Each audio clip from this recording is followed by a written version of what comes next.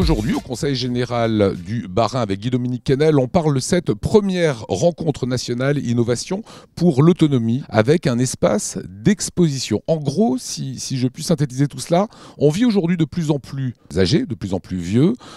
Pour éviter d'aller dans des maisons de retraite, parce que c'est un coût très important pour la collectivité, vous prenez pour des techniques relativement simples à adopter chez soi dans les maisons. Il faut savoir que 8 personnes âgées sur 10 préfèrent rester à domicile et c'est bien ainsi. Simplement, pour pouvoir les garder à domicile le plus longtemps possible, il y a plusieurs choses. La première, c'est d'abord de sécuriser le domicile pour éviter l'accident. Par exemple, la chute à domicile, le département du Bas-Rhin est le premier département en France en termes de chute la nuit.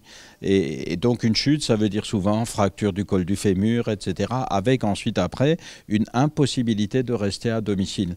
Et en même temps, une charge supplémentaire pour la sécurité sociale. Donc ce que nous faisons, c'est rendre service à la personne âgée tout en rendant service notamment à l'économie nationale. Quand on voit cette porte d'entrée qui est juste derrière moi avec le capteur de mouvement qui est relié à l'éclairage, des serrures sans clé, etc.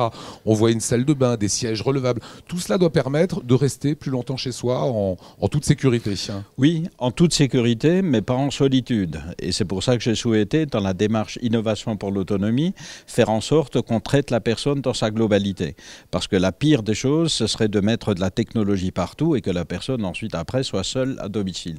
Donc le lien social pour moi est important et est indispensable. Et donc du coup, on a fait une approche globale de l'ensemble de la personne âgée en faisant en sorte, qu'elle soit sécurisée, qu'elle vive bien et dans le confort à domicile et que ce soit accessible, ces produits, financièrement pour elle.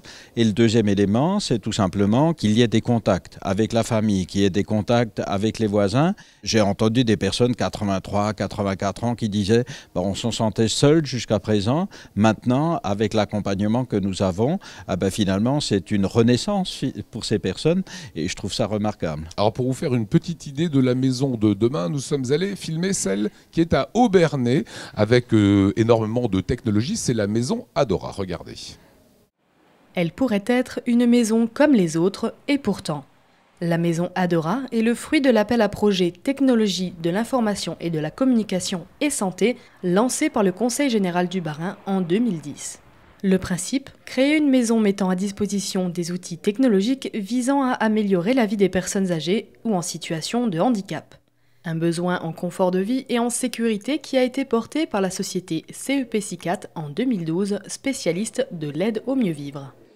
Détecteurs de mouvement, écran de contrôle, adaptation du mobilier et de nombreuses autres installations composent cette maison intelligente qui offre la sécurité à ses habitants. Sur l'aspect maintien à domicile des personnes âgées et personnes handicapées, on est notamment sur un aspect de prévention, de scénario de prévention de chute, qui sont ces mêmes scénarios qui pourront donc être activés. Si maintenant on a une détection de situation à risque, on peut alerter, donc suivant ce qu'on aura décidé initialement à la programmation, on pourra alerter des personnes, des proches, des auxiliaires, voire même des services de secours qui pourront porter assistance et porter secours à la personne. Réalisée pour convenir à tout le monde et pour évoluer selon le besoin des personnes, la maison Adora est conçue pour s'adapter à chaque besoin, sans travaux supplémentaires. Un projet de 600 000 € financé en partie par le Conseil général, auquel se sont associés plusieurs partenaires. L'entreprise Eker pour l'électricité, la société Aguerre pour les installations domotiques ou encore Nouvelle Maison d'Alsace, constructeur de la maison. L'adaptation aux innovations peut en inquiéter certains, mais la facilité d'utilisation est l'un des points forts du projet. C'est le propre même de la domotique, c'est que la domotique s'adapte aux besoins de la personne et non pas l'inverse. C'est-à-dire qu'on pourra, moyennant programmation, on pourra très bien modifier les scénarios, on pourra les simplifier, on pourra les complexifier, comme à souhait, j'allais dire, sans travaux encore une fois. Le but du jeu, c'est de se caler directement aux besoins de la personne et répondre au plus juste aux besoins de cette personne. Au-delà du confort et de la sécurité, l'habitation est également à énergie positive, c'est-à-dire qu'elle produit plus d'énergie qu'elle n'en consomme, notamment grâce à des panneaux photovoltaïques placés sur le toit. En Alsace, on recense déjà plus de 74 000 personnes âgées de plus de 75 ans, un chiffre qui devrait doubler d'ici 2030. Alors là, on voit justement, vous investissez beaucoup de sous, il y a 600 000 € qui ont été mis dedans, et tout est fait pour la facilité d'utilisation, ça c'est important. Absolument, facilité d'utilisation, sécurisation. Un jeune couple a envie d'avoir ça également. En fait, on peut commencer jeune à vivre dans une maison comme ça. Absolument. Et la maison s'adapte oui. à toutes les situations de la vie. La maison évolue avec l'âge.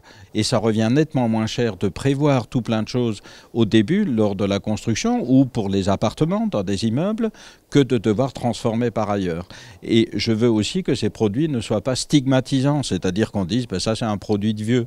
Non, ça doit être un produit qui soit Pepsi, qui soit... Regardez la cuisine derrière moi, c'est une cuisine jeune que chaque jeune couple a envie d'avoir dans son appartement. Sauf qu'en cas de vieillissement, elle peut s'adapter à toutes les situations. Elle peut s'adapter. Elle évolue avec l'évolution de la personne. Et vous savez, je ne pense pas uniquement aux personnes âgées, parce que la dépendance, c'est aussi des personnes handicapées. L'handicap peut vous toucher à n'importe quel âge de la vie, par un accident de vie, par un accident de circulation, etc. Et donc, il est important aussi de pouvoir assurer la présence et l'autonomie à domicile des personnes handicapées. Si vous rajoutez les personnes âgées et les personnes handicapées, dans le département du Bas-Rhin, ça fait quand même aujourd'hui dans presque 100 000 personnes. Et à l'horizon 2030, on double ce chiffre.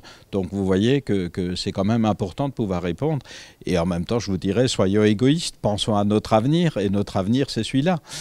Donc essayons de faire en sorte qu'il soit le plus agréable possible. Et notre génération, qui sera vieillissante un jour, est déjà rompue aux techniques de l'Internet, des tablettes, etc. Donc ça sera plutôt facile d'intégrer l'informatique et le numérique. Absolument. Mais vous savez, il y a un constat que j'ai fait au travers de l'expérience. Vous savez, nous avons lancé des testeurs, si vous voulez, sur l'ensemble du département, 200 personnes âgées de plus de 80 ans qui utilisent ces technologies. Et je suis terriblement surpris par la capacité d'adaptation des personnes âgées.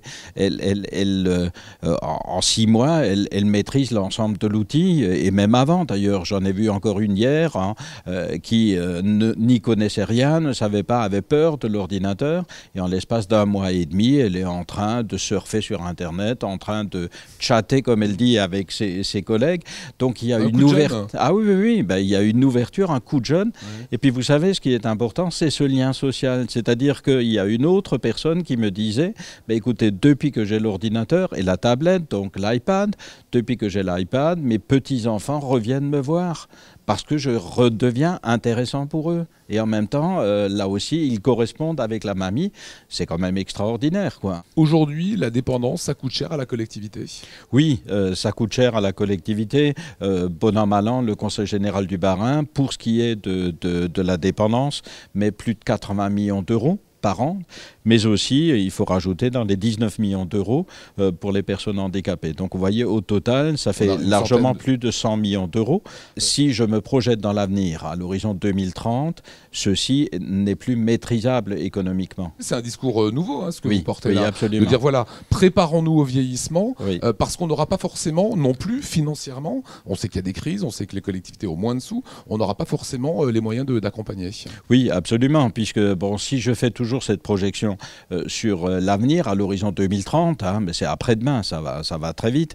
À l'horizon 2030, il faudrait qu'on crée dans les 4300 lits supplémentaires dans le département. C'est infaisable. C'est infaisable économiquement parlant, peut-être techniquement, et encore, on pourrait le faire, mais économiquement, le Conseil général ne pourrait pas supporter cette dépense. Et donc, c'est pour ça que j'ai lancé cet appel à projet et que j'ai lancé toute cette opération pour créer Bien vieillir à domicile. Et donc, j'ai décidé de lancer cette journée, première rencontre nationale, Innovation pour l'autonomie. Il y a plus de 200 personnes qui sont inscrites aujourd'hui pour cette première rencontre. Je suis assez fier des entreprises parinoises parce que je dois vous dire, j'ai lancé cet appel à projet en 2010. Aujourd'hui, en 2013, tous les objets que vous voyez là n'existaient pas en 2010. Aujourd'hui, ils existent, ils sont commercialisables et plus ils seront vendus, moins ils seront chers et mieux tout le monde se portera. Merci à vous, Guy-Dominique Canel. On peut découvrir cette exposition. Ça se passe ici au Conseil général du Bas-Rhin.